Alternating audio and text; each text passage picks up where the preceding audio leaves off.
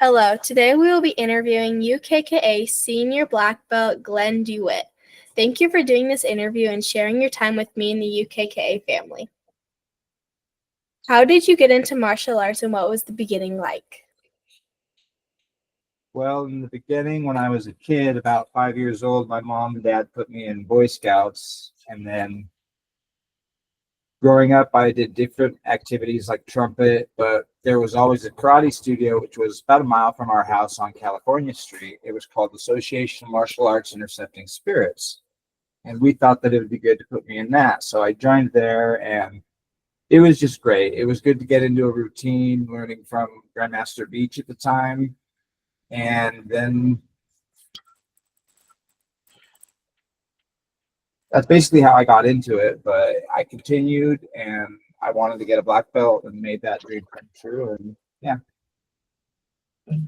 Where did most of your training take place? Most of my training took place at this studio that was on California Street by my house. And that was AMAIS and Martial Arts Unlimited. And after that, we've also trained in the women's studio, the women's center, and in the park even. So you can train anywhere, even if you don't have a dojo. But it was also a lot at home. I'd always practice what I learned that day. And yeah, it was great.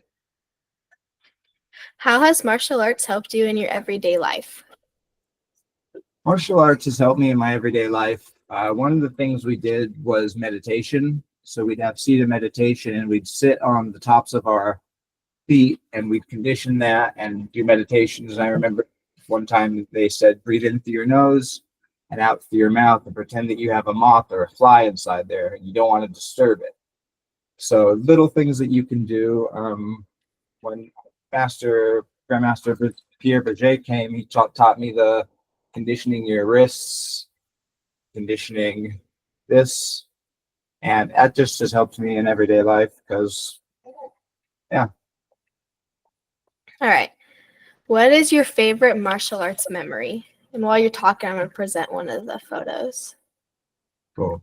My favorite martial arts memory is kind of something funny. It's when I broke my foot. And me and senior black belt John Kelly were doing throws.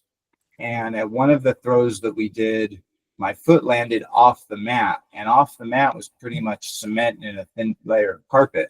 So I broke the ball in my foot, but I didn't stop. I continued that session and finished that day. And afterwards I said, we need to go to the hospital. And they put me in a cast. And I remember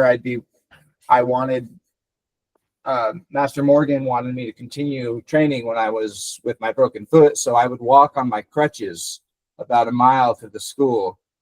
And yeah, that was fun. Training my hands, and I really feel like my hands are more advanced than my feet because I had that time where I was solely training them. All right. That's my Competitors Martial Arts Federation trophy for Grand Champion. That one is? Yeah, we went to that series of tournaments, I believe 4 or 5 years in a row, and we did great. And I believe that one of the reasons why we did so good, our training was Monday through Sunday, 4 hours a day. It was all the time, which when you do something so much, it's hard not to get good at it. Yeah. Great. What is your favorite story about Grandmaster Morgan? Grandmaster Morgan, Spike. One of my favorite stories about him was when he fought and won a bear. He was in, I think it was Forest Falls or somewhere up there, and he was doing the kitchen, and the bears would come around and they'd yell at him and they'd run away.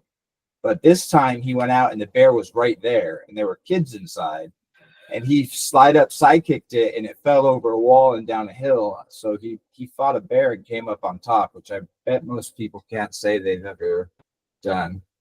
Also, he had a Fiero, which I thought was a really cool car. I thought it was so cool that I ended up getting myself a Fiero. Nice. What is your favorite story about Senior Master Siegfried? Senior Master Siegfried, definitely the coolest thing about him is he can skate. He's a great skateboarder. And we would do events where they'd do skating demonstrations and we'd do karate demonstrations down by the high school because they built a skate park down there, and just going and seeing him skate was so cool. And then also great memories of him is he taught me Mungchi Sinawali, and Sinawali means to weave, which is a way of just coming in and basically you're getting hit with strikes from all angles. And Sinawali was a really cool thing to show. So we'd go to different karate studios and do demos, and we would do the Mungshi Sinawali with each other, and that was fun, being able to show that off. And we'd also do, like, we had the Aldi Boss, which was the finishing strike. And it was fun. Abanico, there were many great fun times I had playing with sticks with him. It was great. What does your black belt mean to you? My black belt really now means to me the beginning. Because when I started, all this time that led up to me getting my black belt, I've heard people say black belt is when the flower actually starts to open. And I've made this promise to myself, it's my 40th birthday tomorrow. So I want to live out this next decade doing martial arts because I struggle with mental health and anxiety and bipolar depression. And I've noticed that when I've been constantly doing martial arts and being true to that, I've always been better mentally. And I want to afford that for myself. And meditation is great. One thing I picked up, which is really cool, it's called a Shakti mat. Ooh. It's got about 6,000 points that you lie on, and it's basically like the bed of nails. And you can, it's a great tool to use for meditation. Nice. How do you see your martial arts training continuing? I see my martial arts training continuing by, with the blessing of everyone, taking on some students close to me and training with them, to train myself and them. And I really want to see myself progress. And now I've made it one of my life goals is to get more advanced in my black belt and get further down the line. Nice. What advice do you have for martial artists? Don't give up. And also don't ever overestimate yourself or underestimate your opponent, because you can really get hurt that way.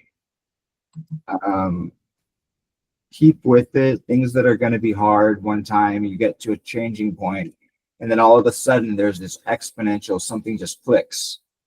And when that thing clicks, just make sure that you continue to work with it, and yeah, don't give up. You can achieve anything you set your mind to. If you think I can, that's true. And if you think you can't, that's also true. Any last thoughts?